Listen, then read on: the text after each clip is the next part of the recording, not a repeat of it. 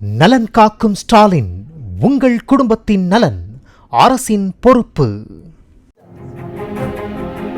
கூட்டணி வைக்காமல் தேர்தலை சந்தித்து வரும் நீங்கள் தியாகியாக இருக்கலாம், ஆனால் உங்கள் கூட வரும் தம்பிகள் அப்படி இருப்பார்களா என கேட்கப்பட்ட கேள்விக்கு நாம் தமிழர் கட்சி தலைமை ஒருங்கிணைப்பாளர் சீமான் பதிலளித்தார்.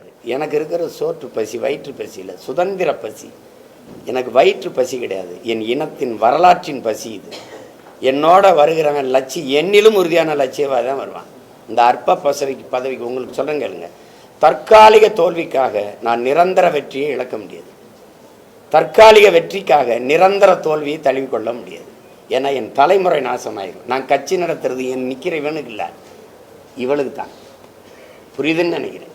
நான் நம்பர் 1 பார்ட்டியாக வந்தவன், நீங்கள் ஒன்னாத்தி பார்ட்டியாகி இப்போ பாருங்கள், ஒரு இது நடக்கும் பாருங்கள். இவர் எப்போ எந்த கட்சியோட போவார், இவர் எங்கே போவார், இவர் யாரோட போவார், அந்த இதில் சொல்லலை. அன்னைக்கு அவரை வச்சுருந்தாரு, இன்னைக்கு இவளை யார் வச்சுருக்கா, அந்த கதையாக நடந்துக்கிட்டு இருக்குது. பொலிட்டிக்கல் ரெவல்யூஷனா பொலிட்டிக்கல் பிஸ்னஸா? என்னைவாத விட்டுருங்க.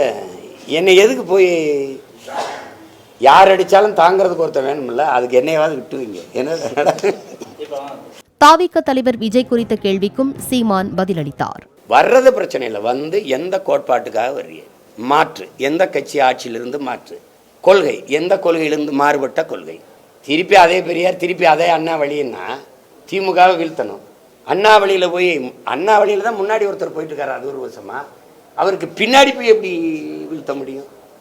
வேற கொள்கையை வச்சு அவருக்கு முன்னாடி போனால் தான் அவரோட சண்டை விட்டு வீழ்த்த முடியும்.